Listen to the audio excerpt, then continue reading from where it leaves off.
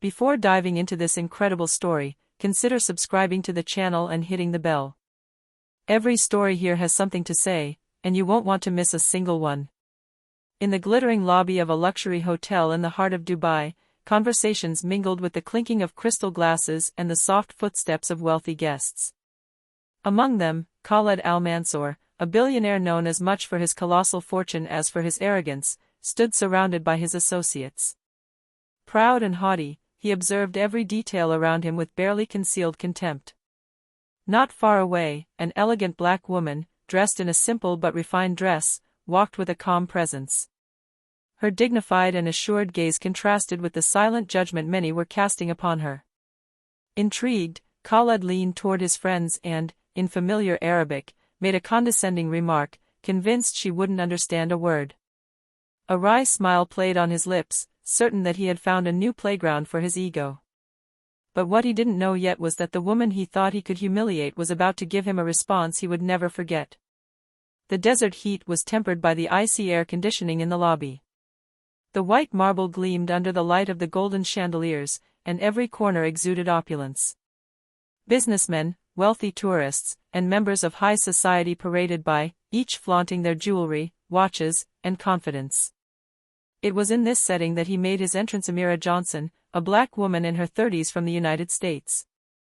A respected academic and international consultant, she often traveled between Europe and the Middle East for her lectures.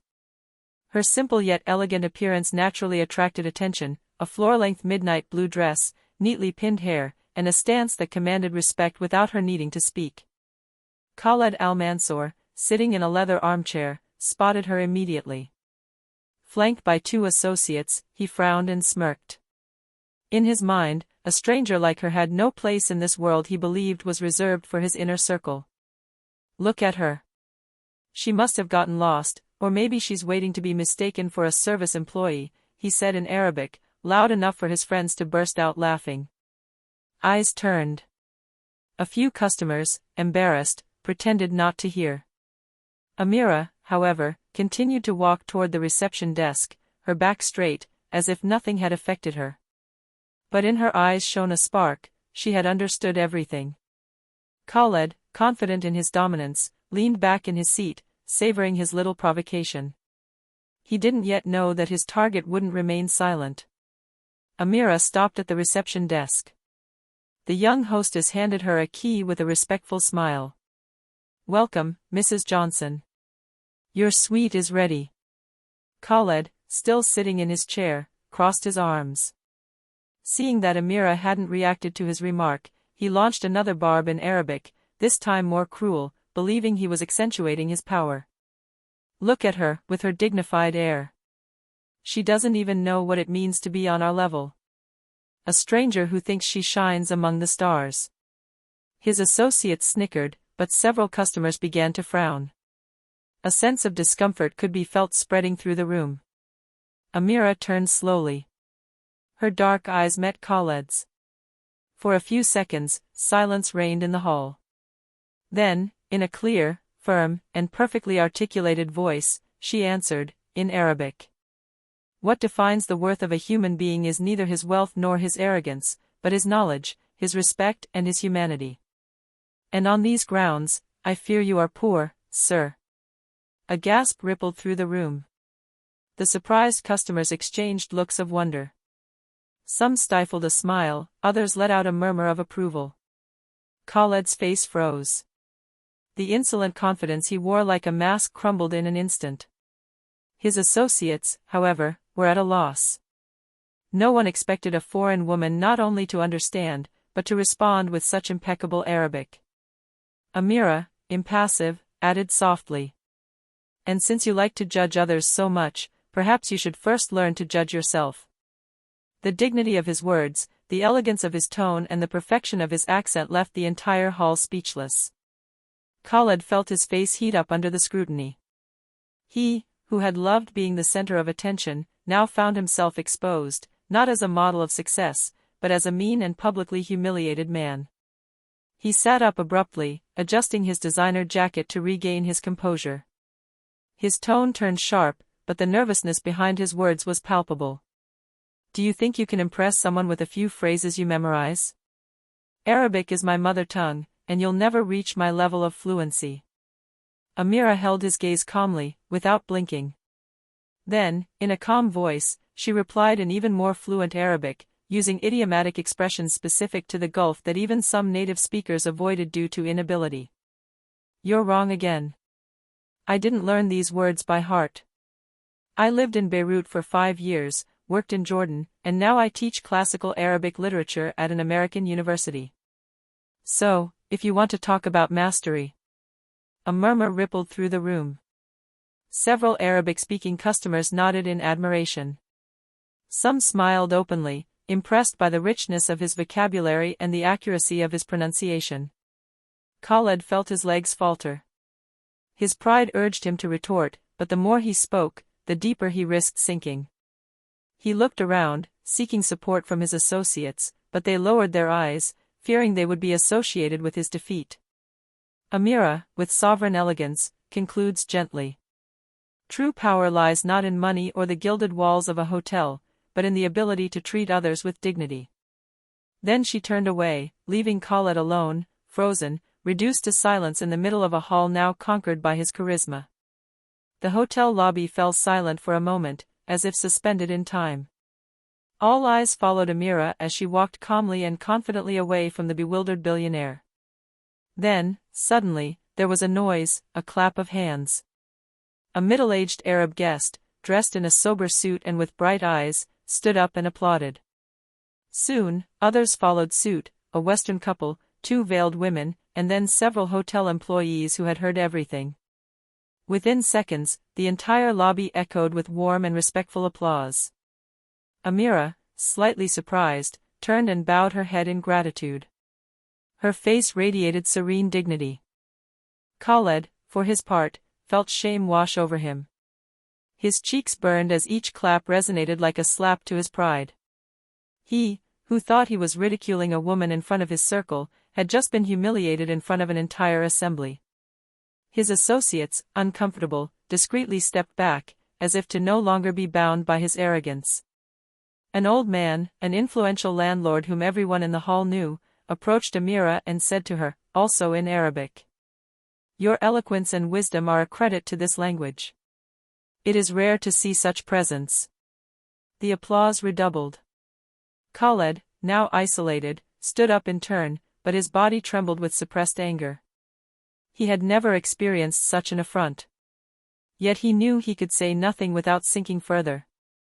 Amira, for her part, simply smiled calmly before heading towards the elevators. Every step she took seemed to mark her silent victory, while Khaled remained standing in the middle of the lobby, a helpless spectator of his own downfall. The elevator had barely closed behind Amira when Khaled felt his breath catch.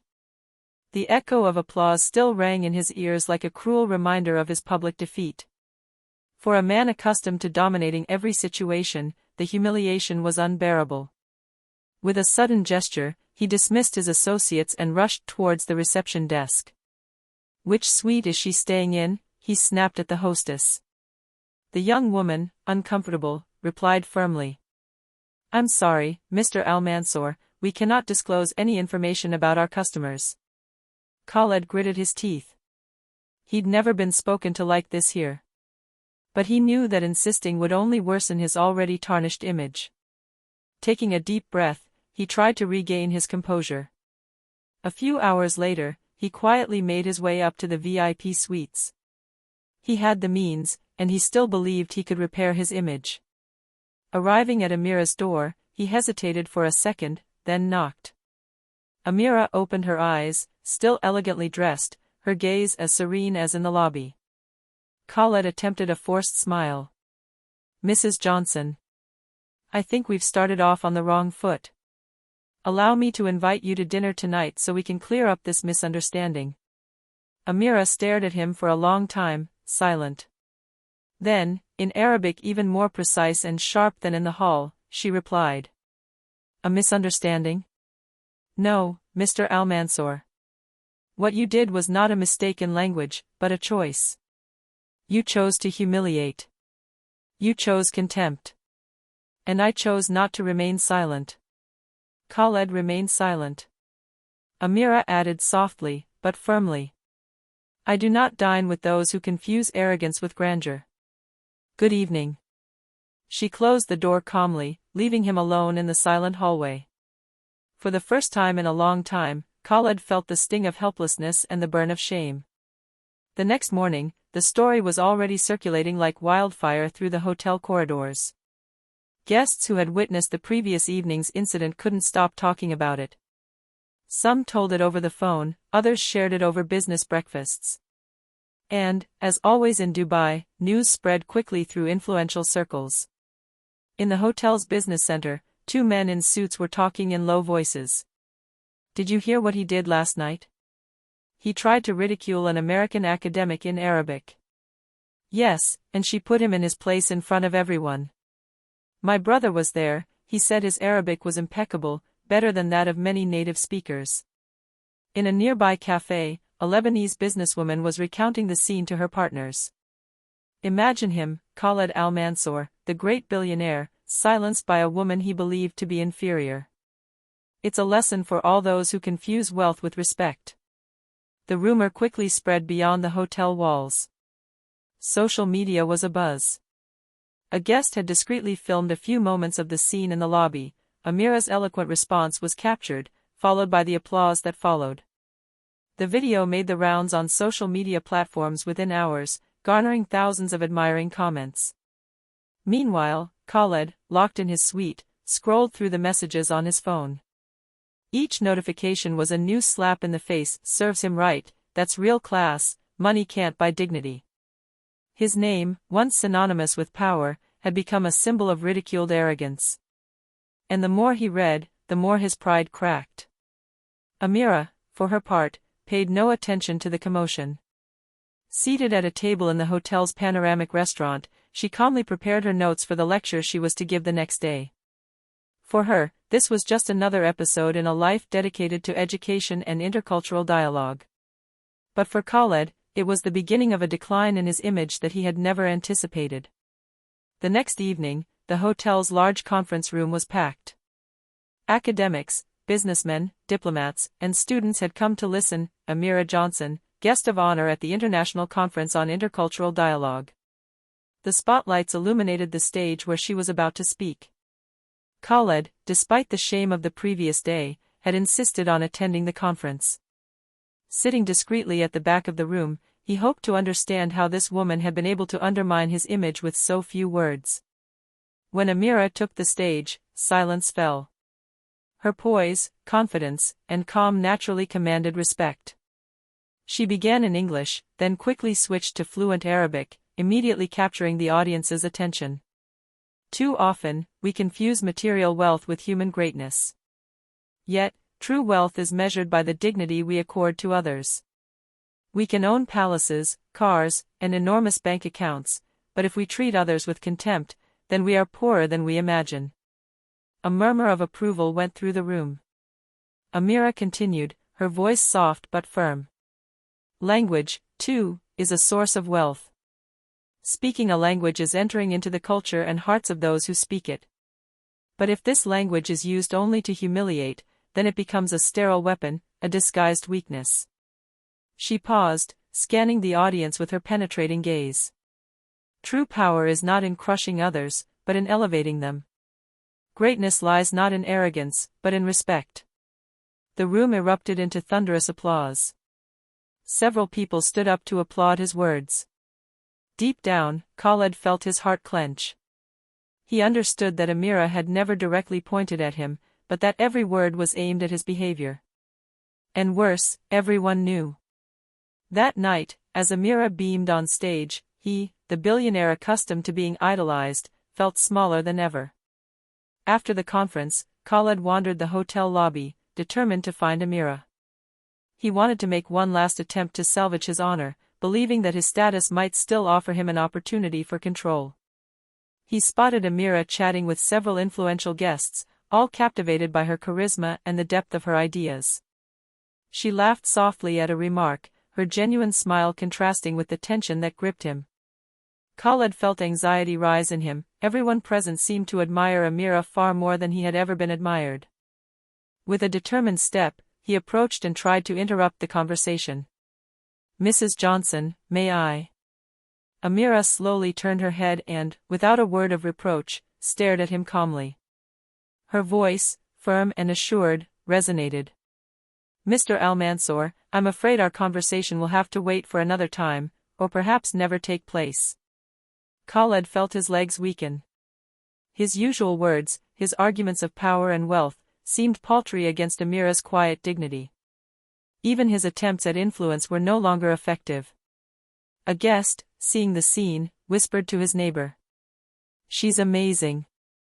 I bet no one here could stand up to her." Amira added, with a slight smile, in Arabic, "True strength is not measured by wealth or fear. It is measured by integrity and respect." Khaled, for the first time in a long time, felt the full extent of humiliation. He turned away, aware that his reputation had just collapsed, and that no amount of wealth could rebuild the image Amira had just firmly established. Meanwhile, Amira continued her conversation with her guests, radiating confidence and charisma. For her, the day was just another example of what she has always stood for: dignity and respect surpass all fortunes. In the days that followed, news of Khaled's humiliation spread far beyond the hotel walls. Videos of the conference, as well as the one from the hotel lobby, circulated on social media, in business groups, and even in local media. Articles praised Amira's elegance, intelligence, and poise, while Khaled's name began to be associated with arrogance and public humiliation.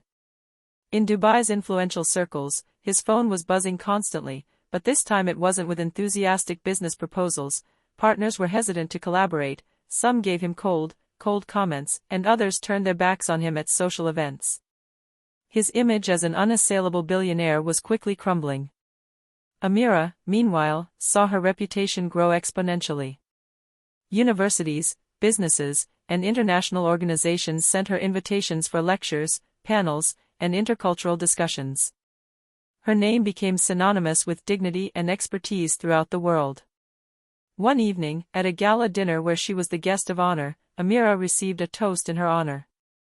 The guests raised their glasses in celebration not only of her linguistic and intellectual skills, but above all of her ability to inspire respect through the sheer force of her personality. Meanwhile, Khaled sat alone in his suite, watching the articles, comments, and videos circulating. Each post was a cruel reminder that his attempt at humiliation had backfired and thrust Amira into the global spotlight. For him, it was an irreversible turning point. And for Amira, it was confirmation that her dignity and intelligence could transform humiliation into resounding triumph. A few days later, Amira prepared to leave Dubai. Her stay had been intense, but she had achieved her goal: to show by example that dignity, knowledge, and respect surpassed all fortunes and all attempts at humiliation. In the hotel lobby, she politely greeted the employees and guests she had met. Her footsteps echoed confidently on the gleaming marble, leaving behind a sense of awe and inspiration. Khaled, sitting off to one side, looked at her one last time. He understood there was nothing he could do to reverse this moment.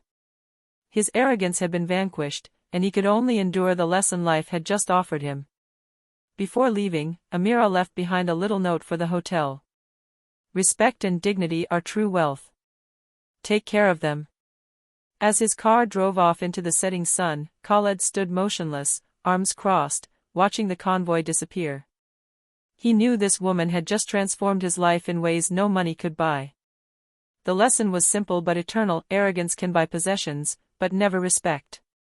In the lobby, employees whispered among themselves, still admiring Amira and realizing that sometimes the world needed examples as powerful as her poise and intelligence. And for Khaled, the once all-powerful billionaire, that forced humility would remain etched in his memory forever.